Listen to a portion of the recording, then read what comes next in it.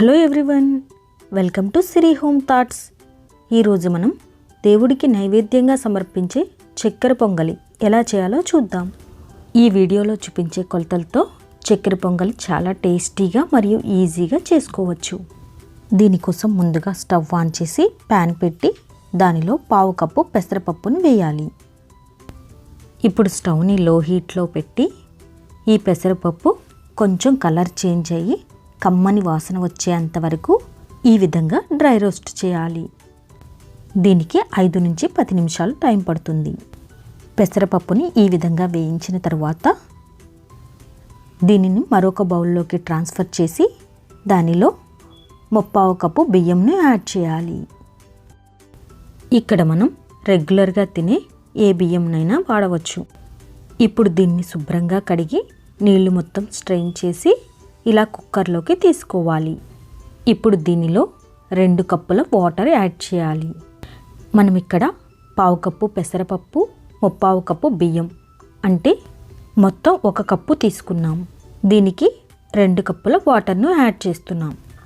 ఇప్పుడు cooker lid close చేసి స్టవ్ని హై హీట్లో ఉంచి 3 లేదా 4 విజిల్స్ వచ్చే వరకు ఉడికించాలి. మనకి పొంగలి పొడిపొడిగా రావాలి అంటే 3 విజిల్స్ సరిపోతాయి. పొంగలి ఎక్కువ సాఫ్ట్గా కావాలి అంటే 4 విజిల్స్ రానివ్వండి. నేను 4 విజిల్స్ వచ్చే వరకు ఉడికిస్తున్నాను. ప్రెషర్ మొత్తం తగ్గిన తర్వాత లిడ్ ఓపెన్ చేయాలి. చూడండి, అన్నం పెసరపప్పు పర్ఫెక్ట్గా ఉడికాయి. ఇప్పుడు స్టవ్ మీద ఒక ప్యాన్ పెట్టి 1/4 కప్పు బెల్లంను యాడ్ చేయాలి. ఇంకా దీనిలో 1/2 కప్పు పంచదారను కూడా యాడ్ చేయాలి. చక్కెర పొంగల్లో చక్కెర కంపల్సరీ ఉండాలండి. మీ టేస్ట్ని బట్టి బెల్లం చక్కెర కొలతలను ఎక్కువ లేదా తక్కువ యాడ్ చేసుకోవచ్చు. ఇప్పుడు ఇది మునిగేంత వరకు వాటర్ను యాడ్ చేయండి. ఇక్కడ నేను 1/2 కప్పు వాటర్ యాడ్ చేశాను. ఇప్పుడు ఇది కరిగేంత వరకు బాయిల్ చేయండి. ఇక్కడ మనకి పాకం రానవసరం లేదు. పంచదార బెల్లం మొత్తం కరిగి ఈ విధంగా బబుల్స్ వస్తే సరిపోతుంది. ఇప్పుడు ఈ సిరప్ను ముందుగా ఉడికించిన పెసరపప్పు రైస్ మిక్స్లో ఈ విధంగా స్ట్రెయిన్ చేస్తూ యాడ్ చేయాలి. ఇప్పుడు దీన్ని స్టవ్ మీద ఉంచి ఉండలు లేకుండా అంతా కలిసేటట్లు చక్కగా మిక్స్ చేయాలి. ఇప్పుడు దీన్ని కొంచెం దగ్గర పడేంత వరకు ఉడికించాలి. ఇప్పుడు మరొక స్టవ్ మీద ప్యాన్ పెట్టుకొని దానిలో 4 లేదా 5 టేబుల్ స్పూన్స్ నెయ్యి యాడ్ చేయాలి. ఇక్కడ నెయ్యి మన ఇష్టాన్ని బట్టి మరికొంత యాడ్ చేసుకోవచ్చు. నెయ్యి ఎంత ఎక్కువ యాడ్ చేస్తే చక్కెర పొంగలి అంత టేస్టీగా ఉంటుంది.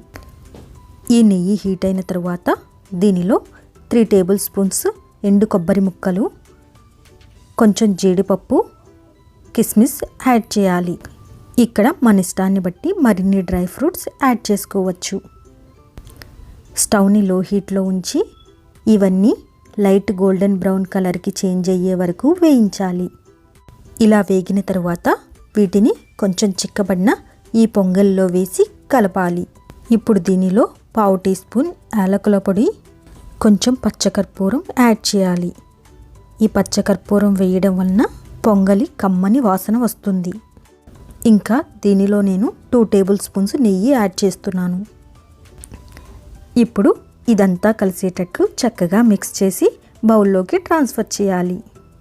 ఇది చల్లారిన తర్వాత ఇంకొంచెం గట్టిపడుతుంది. అంతే అండి, రెడీ అయింది కమ్మని చక్కెర పొంగలి. మరి మీరు కూడా ట్రై చేసి ఎలా ఉందో కామెంట్ చేసి చెప్పండి. ఈ రెసిపీ కనుక మీకు నచ్చినట్లయితే లైక్ చేయండి, మీ ఫ్రెండ్స్కి షేర్ చేయండి. మొదటిసారి ఈ ఛానల్ను చూస్తున్నట్లయితే సబ్స్క్రైబ్ చేసుకోవడం మర్చిపోవద్దు. Thanks for watching.